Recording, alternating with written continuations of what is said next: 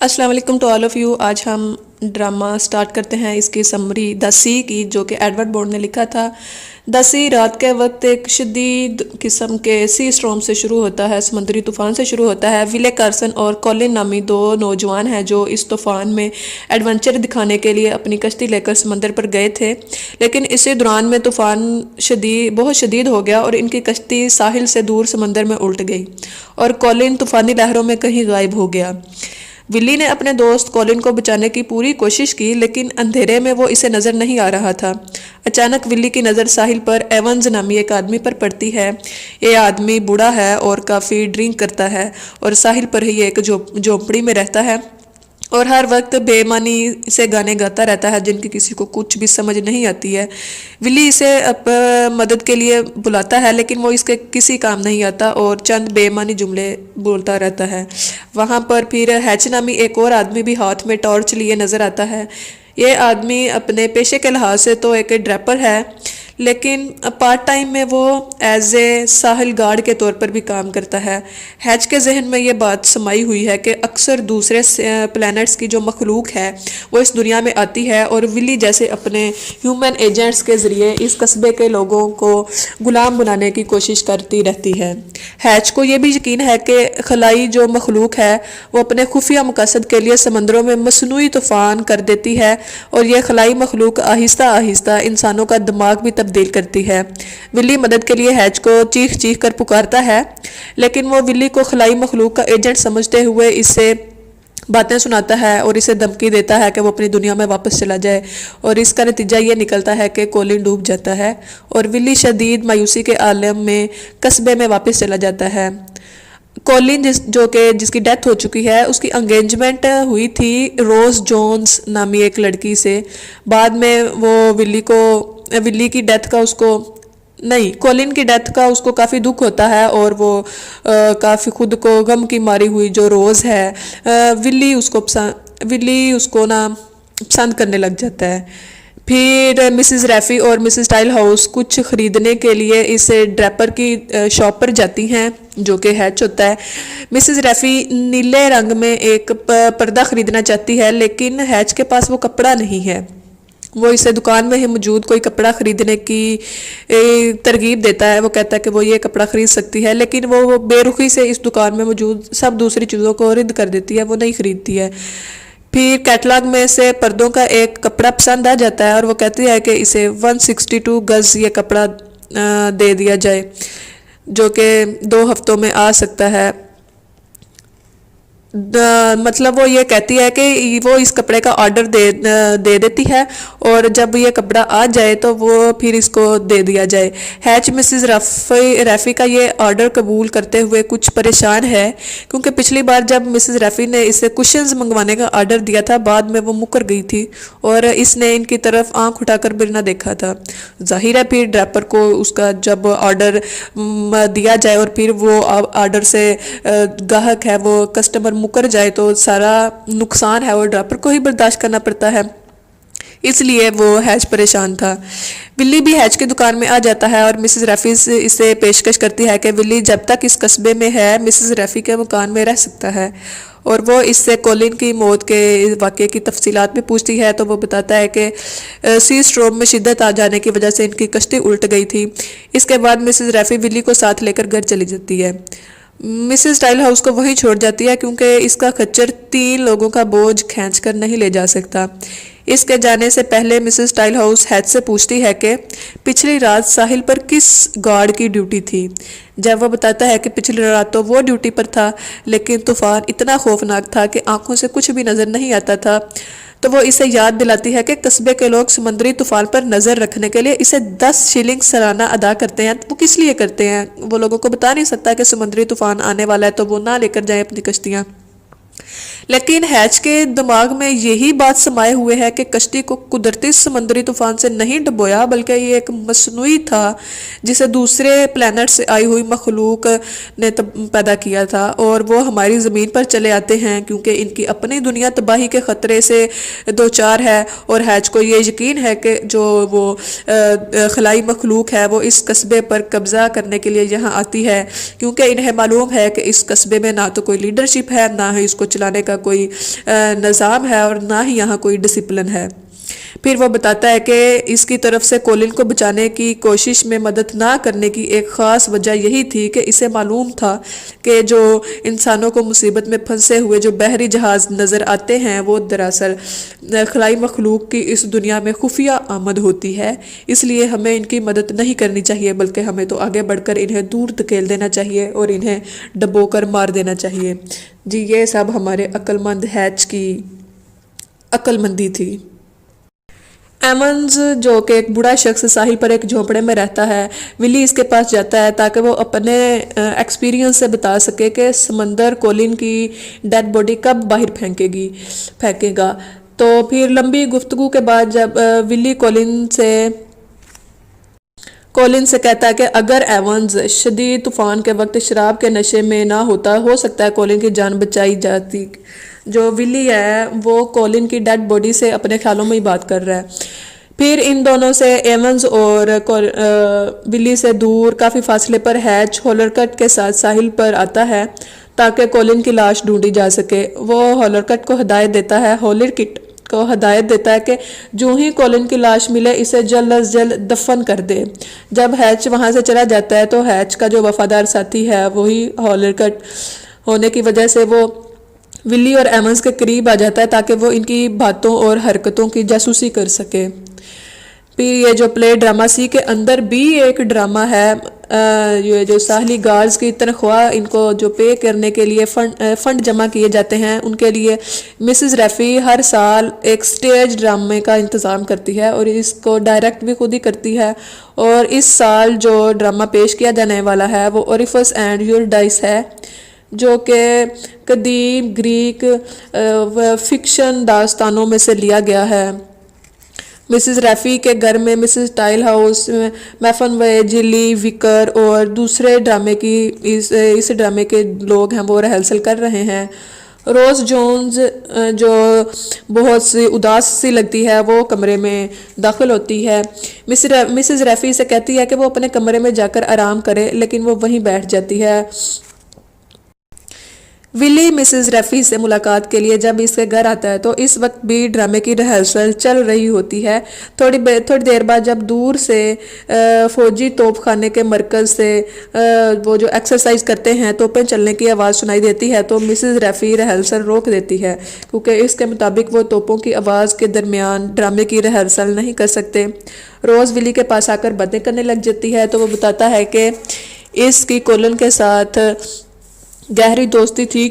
گفتگو کے دوران میں بھی وہ یہ بتاتا ہے کہ جب سمندر میں ان کی کشتی الٹی تو اس وقت بھی انہوں نے توپیں چلنے کی آواز سنی تھی، اور اسے تفصیل سے بتاتا ہے کہ سمندر میں انہیں کیا کیا حالات پیش آئے، کس طرح اس نے کولن کو جان بچانے کے لیے لوگوں کی مدد کے لیے پکارا، لیکن ایمنز اور ہیچ کے نام بھی بتاتا ہے وہ اس کو، لیکن وہ اس کی جان بچانے کے لیے نہیں آئے تھے۔ وکر یہ سن کر کولن کی موت پر افسوس کا اظہار کرتا ہے، اور وکر یہ وہی ہے جو اس ڈرامے کی ریہرسل میں یہاں موجود ہے۔ اب نیکسٹ سین میں جو ہیچ ہے وہ اپنے دکان میں بیٹھا اخبار پڑھ رہا ہوتا ہے جس میں یہ خبر چھپی ہے کہ حکومت کانٹیننٹل پاورز کے خلاف تیاریوں میں مصروف ہے۔ اب جو ہیچ جس کے دماغ میں یہی بات ہے کہ دوسرے سیاروں میں بسنے والی مخلوق زمین پر قبضہ کرنے والی ہیں، وہ ان کانٹیننٹل پاورز کو الفاظ کا جو مطلب ہے وہ یہی لیتا ہے کہ یہ جو خلائی مخلوقات ہی لیتا ہے۔ تب وہ کولن کے اس طرح ڈوب جانے کے حادثے کو خلائی مخلوق کی کارستانی پھر قرار دیتا ہے۔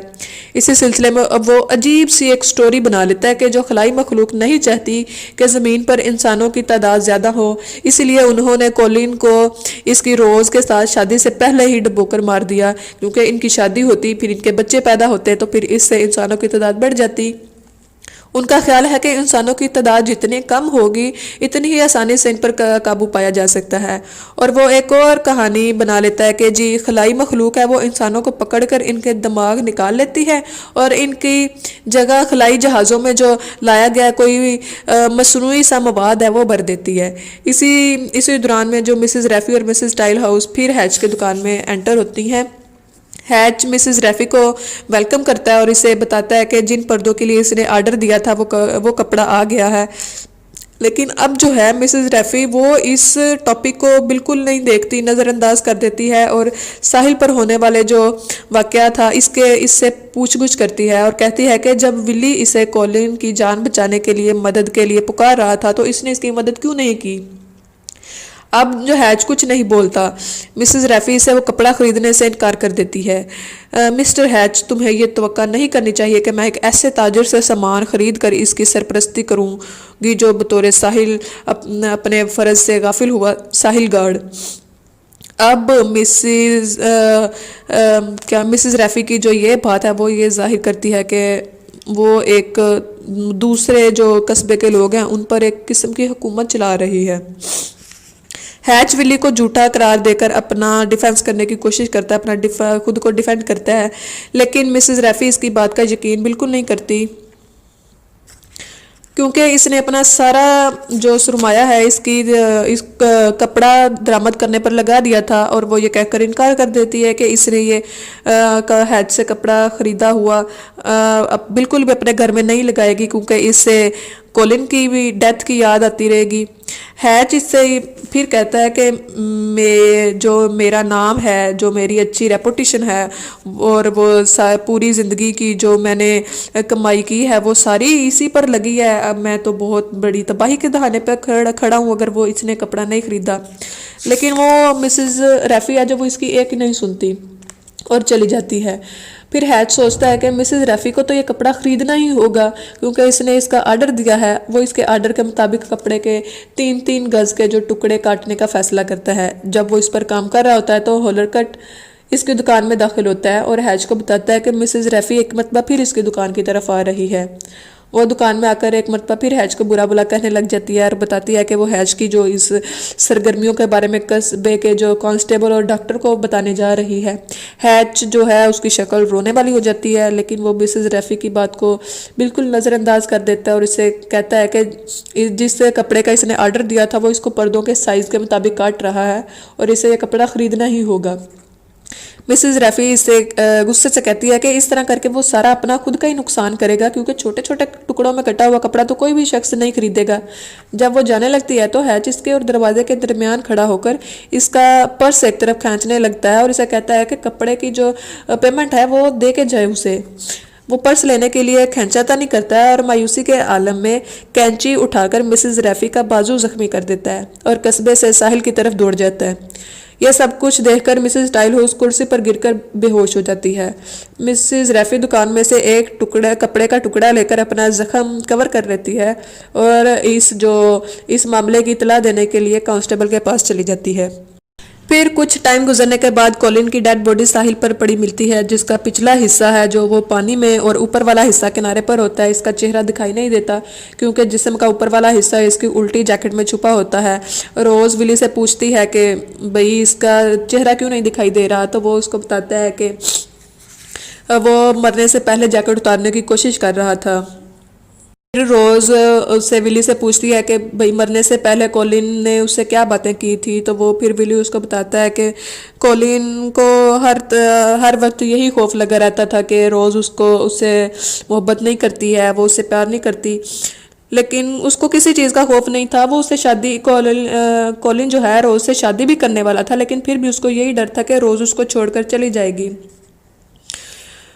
پھر جو ہے روز وہ ولی کو بتاتی ہے کہ وہ اس کے ساتھ کولن کے ساتھ خوش رہتی تھی، وہ اس سے پیار کرتی تھی، وہ اس کو کبھی نہیں بھول سکتی، وہ اس کے بغیر نہیں رہ سکتی۔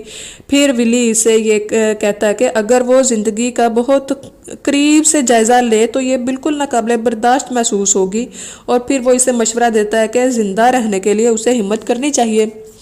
پھر وہ کولن کی لاش کی طرف آتی ہے۔ تھوڑی دیر بعد وہ جو ہے ولی وہ روز سے کہتا ہے کہ وہ جا کر ایونز کو لے آئے تاکہ وہ کولن کی لاش پر نظر رکھے، اور جلد ہی سے لاش کی طرف پھر ہیچ آتا دکھائی دیتا ہے۔ جو روز ہے وہ تو ایونز کو بلانے جا چکی ہے، جو پھر ہیچ ہے وہ کولن کی ڈیڈ باڈی کی طرف آ رہا ہے اور پھر ولی وہاں اسے دیکھ کر ہیچ کو دیکھ کر تھوڑی دور جا کر چھپ کر کھڑا ہو جاتا ہے۔ ہیچ کولن کی ڈیڈ باڈی کو دیکھ کر یہ سمجھتا ہے کہ یہ ولی سو رہا ہے اور اسے قتل کرنے کے لیے اس پر چاقو سے حملہ کر دیتا ہے، لیکن وہ یہ دیکھ کر کافی حیران ہو جاتا ہے کہ جسم سے خون کی بجائے پانی کیوں نکل رہا ہے۔ وہ بار بار اسے چاقو مارتا ہے لیکن ہر مرتبہ پانی ہی نکلتا ہے۔ اس پر وہ یہ فیصلہ کرتا ہے کہ خود کو قریب ہی کہیں چھپا لے اور پھر یہ دیکھے کہ خلائی مخلوق اپنے ساتھی کو زمین میں دفن کرتی ہے یا نہیں، کیونکہ ہیچ کو یہ تو پوری طرح سے یقین نہیں ہے کہ خلائی مخلوق کو واقعی موت آتی ہے کہ نہیں۔ جب ایمنز اور روز آتے ہیں تو ولی ان کے پاس چلا جاتا ہے اور انہیں بتاتا ہے کہ ہیچ نے کولن کے ڈیڈ باڈی کے ساتھ کیا ہے۔ ایمنز لاش کو ایک پرانے کمبل کے ساتھ ڈھانپ دیتا ہے اور وہ روز سے کہتے ہیں کہ یہاں سے لاش اٹھا کر لے جانے کے لیے وہ قصبے میں جا کر ایک گدا گاڑی لے آئے۔ پھر کولن کی لاش کو جلا دیا جاتا ہے اور مسز ریفی اس کی آخری رسومات کے لیے ایک سمندری چٹان کے اوپر جا کر کھڑی ہو جاتی ہے اور وہاں اس کی آخری رسومات ادا کرتی ہے اور اس کی جو ایشیز ہیں ان کو تاکہ سمندر کے اوپر بکھیرا جا سکے۔ میفن اور جلی اور قصبے کے کچھ دوسرے لوگ بھی اس چٹان کے اوپر جمع ہیں اور ایک پیانو بھی وہاں موجود ہیں اور وہاں پہ اس کے لیے کولن کے لیے دعا کی جاتی ہے اور اس کے لیے ترانے گائے جاتے ہیں۔ اسی وقت پھر وہاں ہیچ بھی آ جاتا ہے اور وہ بتاتا ہے کہ اسپیس سے شیطان زمین پر اترتے ہیں۔ کوئی بھی اس کی بات پر یقین ہی نہیں کرتا، سارے اس کی پٹائی کرتے ہیں۔ ہیچ کے ساتھ ہولرکٹ کی بھی پٹائی ہو جاتی ہے۔ تھوڑی دیر بعد مسز ریفی تھامپسن اور کارٹر سے کہتی ہے کہ ہیچ کو پکڑ کر قصبے کی جیل میں بند کروا دو، لیکن ہیچ اب بھی یہی سمجھتا ہے کہ اس نے تو ہمیشہ قصبے کے لوگوں کو مصیبتوں سے بچانے کی کوشش کی ہے، لیکن یہ لوگ خود ہی بہت لاپرواہ ثابت ہوتے ہیں اور اس کے بعد کوئی اور شخص ساحلی محافظ گارڈ بن جاتا ہے، لیکن پھر کوئی بھی ان لوگوں کی پرواہ نہیں کرے گا، سب کچھ ختم ہو جائے گا۔ مسز ٹائل ہاؤس کو یہ ڈر ہے کہ کچھ برا ہونے والا ہے۔ مسز ریفی ہولرکٹ سے کہتی ہے کہ وہ خود کو سدھارے، اگر وہ اس کی باغ میں 2 ماہ تک کھدائی کا کام کرے تو وہ مجسٹریٹ سے کہہ کر اس معاملے کی رپورٹ نہیں کرے گی۔ ہولرکٹ مان جاتا ہے۔ اس کے بعد وہ ہولرکٹ کو بھیجتی ہے کہ روز کا پتہ کر کے آئے کیونکہ وہ ان لوگوں کے ساتھ چٹان پر موجود نہیں تھی۔ مسز ریفی اور ولی کے سوا سب لوگ چٹان سے اتر کر چلے جاتے ہیں۔ مسز ریفی کہتی ہے کہ وہ بوڑھی ہوتی جا رہی ہے، لیکن قصبے کے لوگ اس سے ہمیشہ یہ توقع کرتے ہیں کہ وہ اعلیٰ طبقے کے لوگوں کی طرح، ہائی سوسائٹی کے لوگوں کی طرح ان کے ساتھ پیش آیا کرے، یعنی کہ وہ ان کی ڈانٹ ڈپٹ کرتی رہے، برا بھلا کہے اور انہیں اپنے اپنے کام کرنے کی ہدایت دیتی رہے۔ وہ کہتی ہے کہ وہ ان لوگوں سے بالکل عاجز آ چکی ہے، تنگ آ چکی ہے وہ ان سے، کیونکہ وہ اسے ایک ایسا کریکٹر سمجھتے ہیں جس کا کام ہی یہی ہے کہ وہ لوگوں پر چلا چلا کر بولا کرے۔ جب روز وہاں آتی ہے تو مسز ریفی سے یہ مشورہ دیتی ہے کہ وہ قصبے سے دور چلی جائے اور ولی کے ساتھ جائے۔ مسز ریفی پھر قصبے میں واپس چلی جاتی ہے تاکہ اپنے گھر پر اکٹھے ہونے والے لوگوں کے لیے چائے کا انتظام کروا سکے۔ جب ایونز ہے ساحل پر بیٹھا ہوتا ہے تو وہ ہولرکٹ کو ایک بڑا سا ڈنڈا ہاتھ میں پکڑے بڑے غصے میں وہاں آتا دکھائی دیتا ہے۔ ایونز اس سے پوچھتا ہے کہ وہ اس ڈنڈے سے مار کر اس کی جان لینا چاہتا ہے، لیکن وہ نفی میں جواب نہیں دیتا، وہ کچھ بھی نہیں کہتا، وہ چپ چاپ وہیں ہوتا ہے۔ جب وہ بات کر رہے ہوتے ہیں تو ولی ان کے پاس سے گزرتا ہے اور انہیں بتاتا ہے کہ وہ کولن کی موت کی جو تفتیش ہے مکمل ہو چکی ہے اور انہوں نے کسی کو بھی اس کی موت کا ذمہ دار قرار نہیں دیا۔ ان کے مطابق کچھ لوگ خراب موسم میں سمندر پر جاتے ہیں اور ساحلی گارڈ کو مشکل میں ڈال دیتے ہیں۔ ایمنز ولی کو بتاتا ہے کہ ہولرکٹ اس کو جان سے مارنے کا ارادہ رکھتا ہے۔ ولی ایمنز کو مشورہ دیتا ہے کہ وہ کچھ دنوں کے لیے قصبے میں جا کر رہنا شروع کر دے، لیکن وہ جواب دیتا ہے کہ وہ کسی بھی قیمت پر ساحل کو چھوڑ کر نہیں جا سکتا۔ ایمنز ولی کو بتاتا ہے کہ ہولرکٹ کو یقین ہے کہ ایمنز خلائی مخلوق سے تعلق رکھتا ہے، اور وہ یہ بھی کہتا ہے کہ دوسرے سیاروں پر جو مخلوق رہتی ہوگی، لیکن انسانوں کی اس دنیا میں آنے کے لیے ان کا اتنا لمبا سفر کرنا ہی فضول ہوگا۔ اس کے بعد ایونز جو ہے وہ کسی فلاسفر کی طرح بہت لمبی بات شروع کر دیتا ہے، اور اس کا جو اینڈ ہوتا ہے وہ ان الفاظ پر ہوتا ہے کہ یہ جو پوری دنیا ہے یہ کنٹینیوسلی چینجنگ کے عمل سے گزر رہی ہے، اور یہ چینجنگ اس دنیا کی تشکیل کے لیے، اس دنیا کو مکمل کرنے کے جو عناصر تھے پہلے تو خاتمہ کرتی ہے اور پھر اسے نئے سرے سے پیدا کرتی ہے، اور اور اس عمل میں سب سے جو اچھی بات یہ ہے کہ وہ ہر طرح کی جو تباہی کی اہمیت معمولی ہوتی ہے، مطلب کسی بھی طرح کا ڈیزاسٹر آ جائے وہ بہت ہی معمولی ہوگا، اور آخر میں زندگی ہی موت کا مذاق اڑاتی ہے۔ اور وہ پھر یہ بھی کہتا ہے کہ ہیچ خلائی چیزوں سے نہیں بلکہ انسانوں سے خوف زدہ ہے، جن کے عجیب و غریب رویے سے یوں محسوس ہوتا ہے کہ جیسے وہ خلائی مخلوق کی طرح اس دنیا میں آئے ہوئے ہیں۔ ایمنز کی رائے میں یہ جو بمز ہیں، گولہ بارود کی تیاری اس دنیا کے انسانوں کی بقا کے لیے شدید خطرہ ہے۔ صحیح بات کہہ رہا ہے ایمنز۔ اب ہم اس کو کہیں گے جی یہ سنکی بوڑھا بابا ڈرنکن ہے، یہ کیسے اس طرح کی بات کر سکتا ہے، لیکن اگر ہم لوگ غور کریں تو اس دنیا کو نقصان بیوقوفوں نے نہیں، ذہین اور عقل مند لوگوں نے پہنچایا ہے۔ یہ بمز، یہ گنز، یہ بارود، یہ کس نے ایجاد کیے ہیں؟ اسی نے، عقل مند لوگوں نے، ذہین لوگوں نے ایجاد کیے ہیں نا۔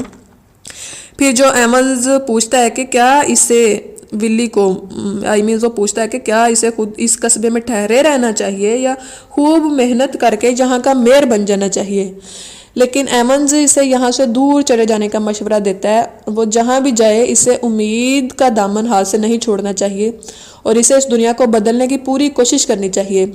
پھر اسی وقت وہاں روز بھی آ جاتی ہے اور ولی سے کہتی ہے آ جائے کیونکہ سفر کے لیے سارا سامان پیک ہو چکا ہے، اور یہ ڈرامہ ولی کے اس ادھورے فکرے پر ختم ہو جاتا ہے کہ میں یہاں تمہیں خدا حافظ کہنے کے لیے آیا تھا اور مجھے اس بات کی خوشی ہے کہ تم ڈیش ڈیش ڈیش ڈیش بس۔